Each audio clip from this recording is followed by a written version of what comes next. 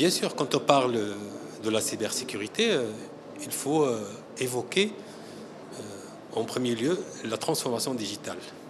Donc, quand on décide vers une politique de transformation digitale, automatiquement on est exposé à des risques vu qu'on est en ligne.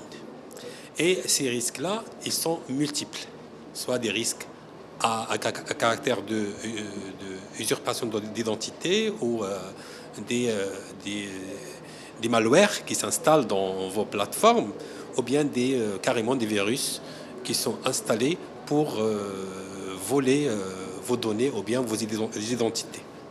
Donc, la sophistication des risques derrière moi a augmenté parce que les hackers ou bien les attaqueurs, ils se basent sur l'utilisation de l'intelligence artificielle.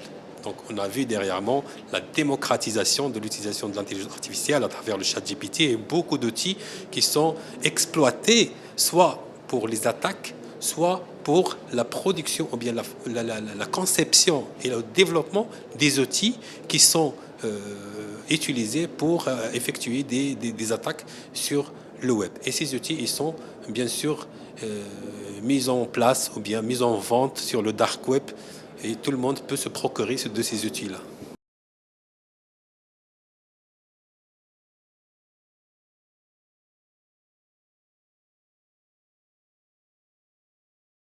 Bien sûr, quand on parle de l'Internet, lorsqu'on utilise Internet, on est comme dans un petit village mondial. Donc, automatiquement, tout le monde est concerné et c'est une affaire transfrontière. Pourquoi transfrontière? Parce que il y a des attaqueurs ou bien des hackers qui peuvent être localisés dans d'autres pays et qui peuvent effectuer des attaques sur d'autres pays. Il y a des informations qui circulent sur le toile, donc on ne peut pas vraiment contrôler la localisation géographique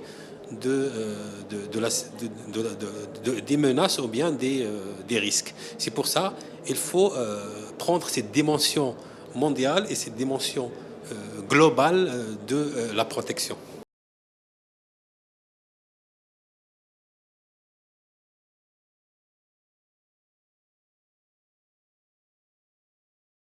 Toujours je dis, la sécurité 100% n'existe pas.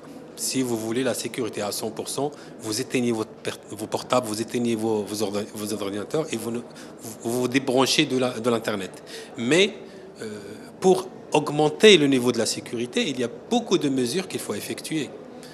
Il faut bien sûr, comme les hackers et les attaqueurs se basent sur l'intelligence artificielle pour faire des attaques, il faut en contrepartie, dans la protection, il faut utiliser des outils et utiliser bien sûr l'intelligence artificielle et faire des recherches.